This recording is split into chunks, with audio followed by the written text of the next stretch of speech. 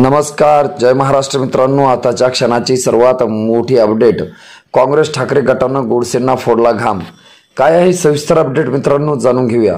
नाशिक मतदारसंघात महायुतीचे विद्यमान खासदार हेमंत गोडसे आणि महाविकास आघाडीचे राजाभाऊ वाजे यांच्यात सरळ सामना आहे।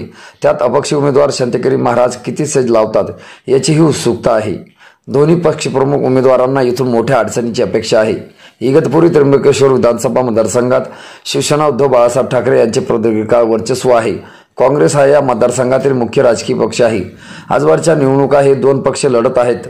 राज्यात घडलेल्या तोडकाफोडकीच्या राजकारणाने निर्माण झालेली परिस्थितीत ही दोन्ही पक्ष यंदाच्या लोकसभा निवडणुकीत राजाभाऊ वाजे यांच्यासाठी हातात हात घालून मैदानावर उतरले होते। त्यामुळे त्यांच्याकडून मतदार संघात मोठा चमत्कार अपेक्षित आहे। लोकसभा 2019च्या निवडणुकीत शिवसेनेचे हेमंत गोडसे यांनी येथून मोठी आघाडी मिळवली होती। राष्ट्रवादी काँग्रेसचे समीर भुजबळ यांनी शेवटचा 4 दिवसात मागे टाकले होते। त्यात प्रामुख्याने शिवसेनेची ताकद, काँग्रेसचा छुपा पाठिंबा आणि मराठा आघाडी या गोष्टी अंतर्भूत होत्या। यंदा ही राजकीय अनुकूलता खासदार गोडसे यांच्यासाठी प्रतिकूल बनली आहे।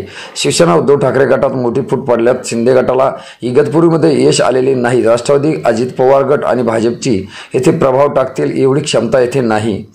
पुण्यश्लोक अहिल्यादेवी होळकर यांचे चौंडीत जन्मस्थळ आहे। दरवर्षी या ठिकाणी 31 मे रोजी जयंती उत्सव मोठ्या उत्साहात साजरा केला जातो। गेल्या काही वर्षापासून विविध विकास कामांमुळे चौंडीला विशेष महत्त्व प्राप्त झाले आहे। दरवर्षी जयंती उत्सवाला धनगर बांधव मोठ्या संख्येने उपस्थित राहत असतात। यंदाच्या जयंती सोहळ्यापासून त्रिशतकीय जयंती उत्सवात प्रारंभ होत असल्याने यंदाचा कार्यक्रम विशेष असणार आहे। मित्रांनो, तुम्हाला काय वाटतं? तुमची प्रतिक्रिया आम्हाला नक्की कळवा। भेटूया पुढच्या व्हिडिओमध्ये। तुर्तास धन्यवाद।